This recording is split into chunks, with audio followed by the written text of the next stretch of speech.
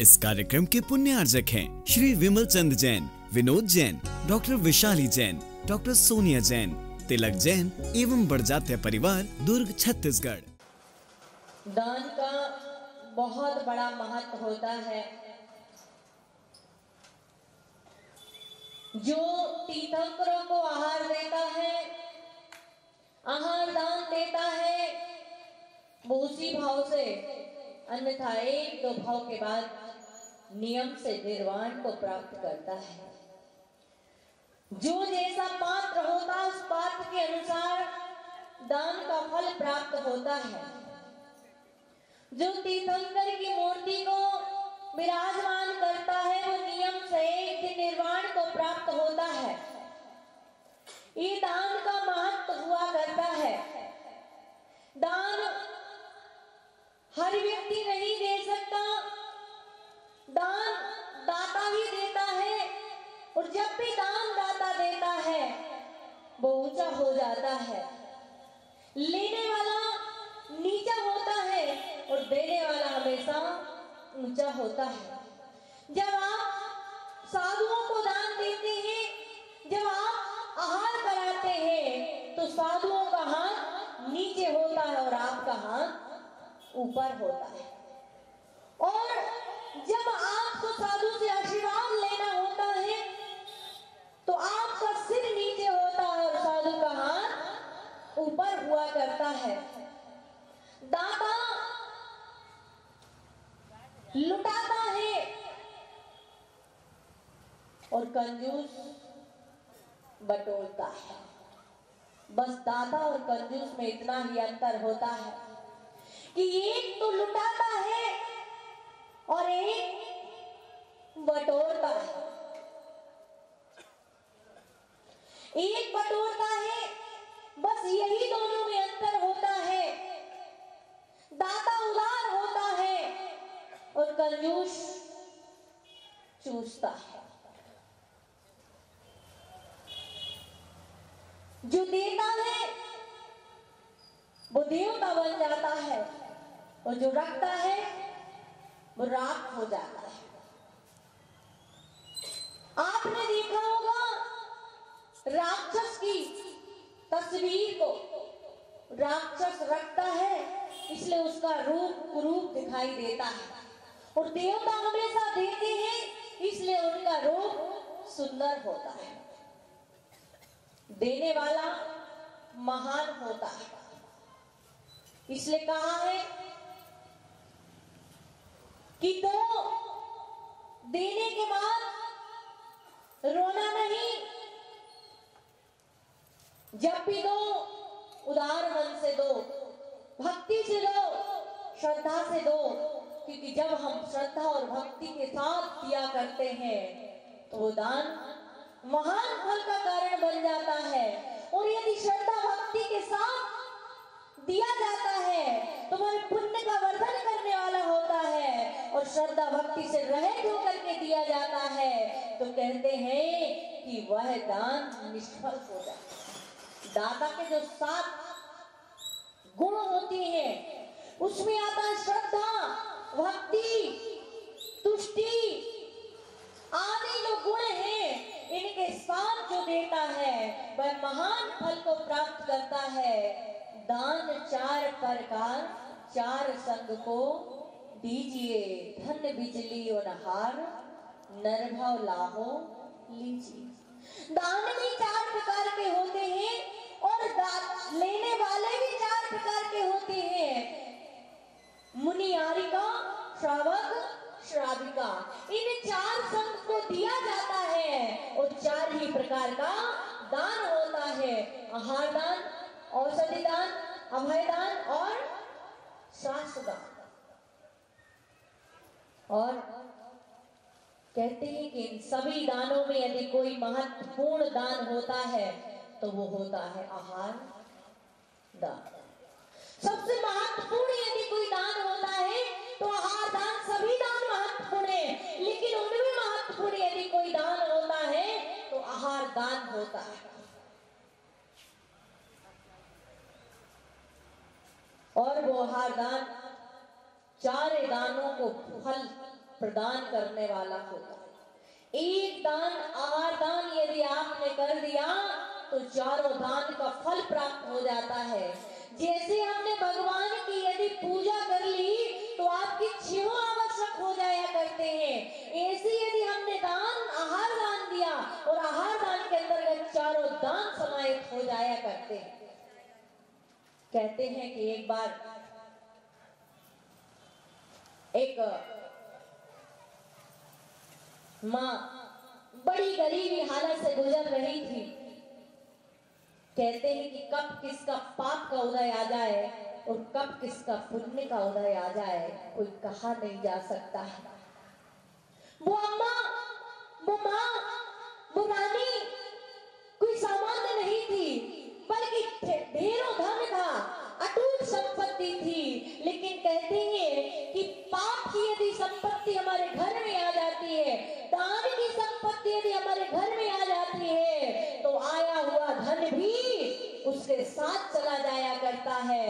और पाप की संपत्ति यदि पुण्य की संपत्ति में मिल जाती है तो वो पुण्य की संपत्ति भी हमारे घर से पलायन कर जाती है। ऐसे ही कुछ पूर्व के पाप कर्म के उदय से अच्छी संतान आती है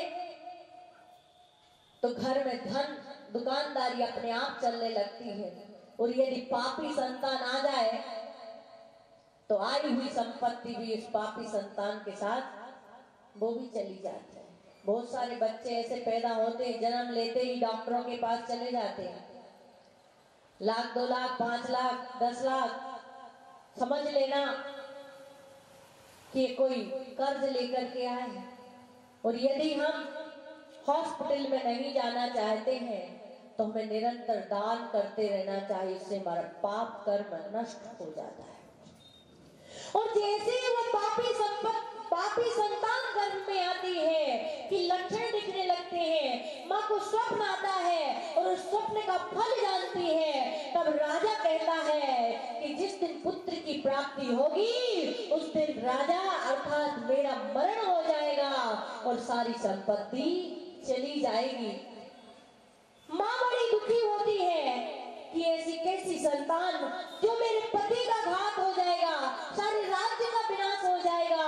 लेकिन अब कुछ कर नहीं सकती। यदि आज की माँ होती तो हो सकता है कि निकलवा के फिकवा देती है, लेकिन उसने ऐसा नहीं किया। न रानी चेल्ला ने ऐसा किया था और न उस रानी ने ऐसा किया, बल्कि राजा ने एक विमान में बैठा करके उसे दूसरी जगह छुड़वा दिया। अब वो विपद की मारी दर दर की ठोकरें खाती हुई बच्चे को जन्म देती है। और जब बच्चे को जन्म देती है, लेकिन बच्चे को जन्म तो दे दिया, लेकिन उसको पाल पोस करके बड़ा कैसे करे, उसका लालन पालन कैसे करे, बड़ी तकलीफ में होती है। अपने बच्चे को लेकर के दर दर भटकती है। एक सेठ रास्ते में मिलता है और पूछता है उसका हाल। और जब सारा हाल जानता है तो कहता है कि तुम चिंता मत करो, मेरे घर पर रहो और मेरे घर पर रहो और मेरे घर पर मेरे 7 बच्चे हैं, मेरे 7 पुत्र हैं, उनका लालन पालन करो, क्योंकि उनकी माँ नहीं है। तुम माँ मत उनका पालन पोषण करो और तुम भी वहां पर आराम से भोजन करो और उन्हें भी भोजन कराओ। उसे एक कुटिया दे दी जाती है, उसमें अपना भोजन बनाती है, सेठ के पुत्रों का अलग भोजन बनाती है। और ऐसे ऐसे करके दिन गुजर जाते हैं। एक दिन सेठ के घर में खीर बनती है और जब खीर बनती है तो वो छोटा सा पप्पू, छोटा सा बच्चा खीर खाने के लिए मचलने लगता है और कहता है कि माँ मुझे भी खीर खानी है। जब वो पुत्रों के पास जाता है कि मुझे भी थोड़ी सी खीर दो, मैं भी खीर खाऊंगा, मुझे भी खीर बहुत पसंद है, होता ये है कि वो 7 पुत्र उसे मार करके भगा देते हैं। चल हट, तेरी किस्मत में एक खीर कहा, तू यहाँ से जा। और मार करके भगा देती हैं, और जब मार करके भगा देते हैं जाता है माँ के आंचल में, माँ की गोद में जाकर के रोने लगता है, माँ मुझे भी खीर खानी है, मुझे बहुत पसंद है खीर, मैं भी खीर खाऊंगा और आज ही खीर खाऊंगा।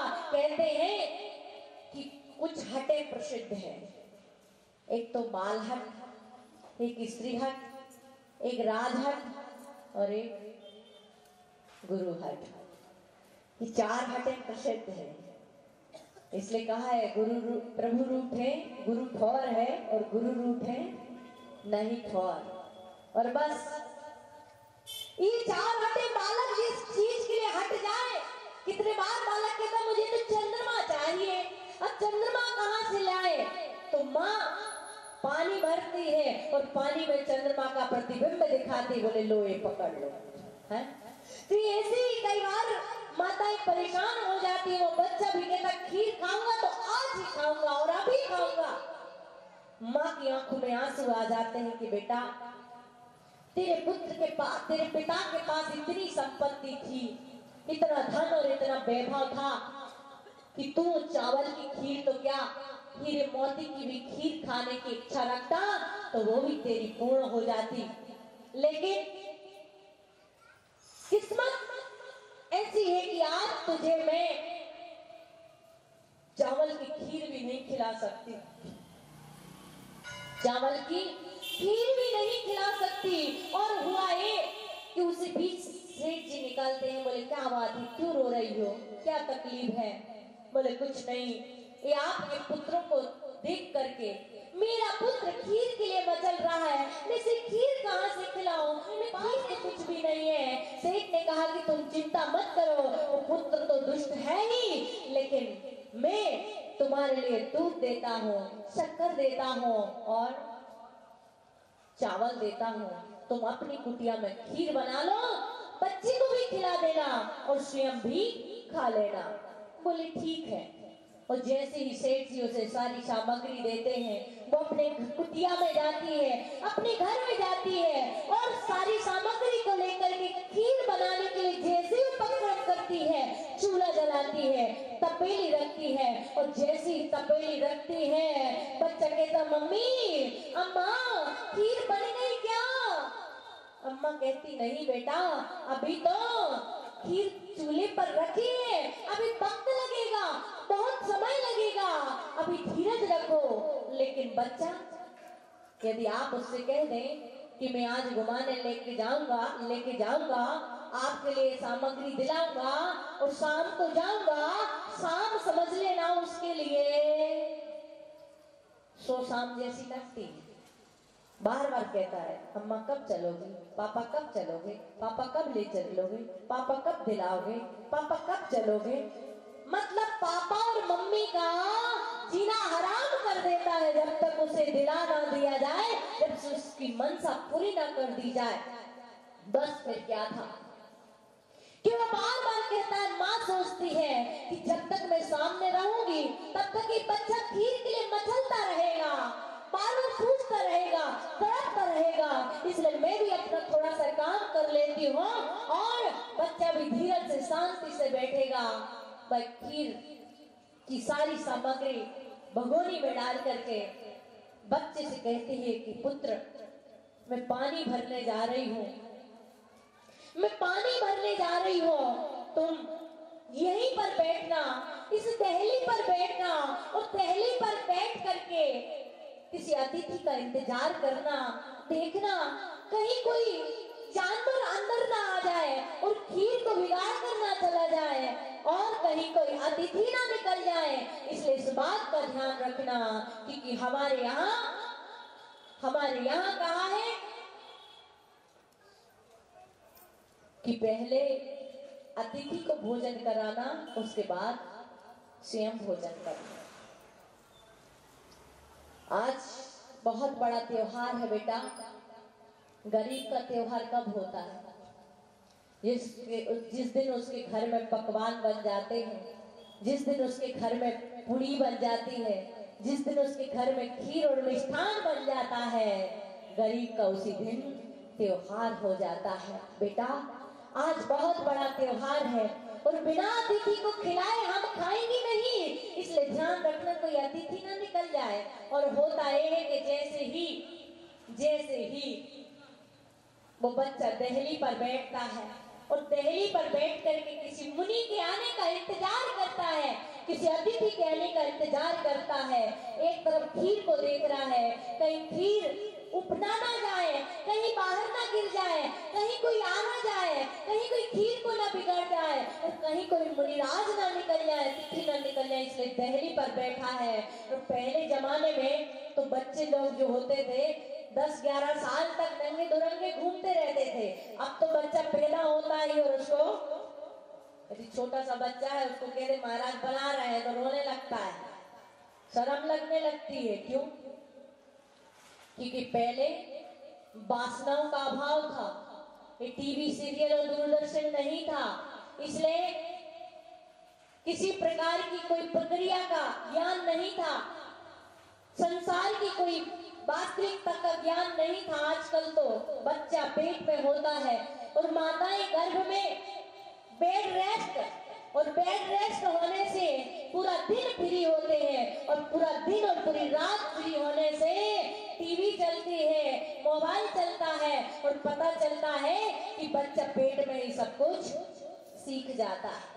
सिखाने की आवश्यकता नहीं पड़ती। बहुत अच्छे से अम्माएं माताएं बहनें मेरे पास आकर के बोलती है मेरा बच्चा इतना होशियार है माता जी, इतना होशियार है, हमको नहीं आता यूट्यूब चलाना, उस बच्चे को आता है। अरे कहाँ से आया है? ऊपर से सीख के नहीं आया, तुम्हारे पेट में ही उसने सब कुछ सीख लिया, यूट्यूब चलाना और सारा कुछ चलाना है? इस कार्यक्रम के पुण्यार्जक थे श्री विमल चंद जैन, विनोद जैन, डॉक्टर विशाली जैन, डॉक्टर सोनिया जैन, तिलक जैन एवं बड़जात्या परिवार, दुर्ग, छत्तीसगढ़।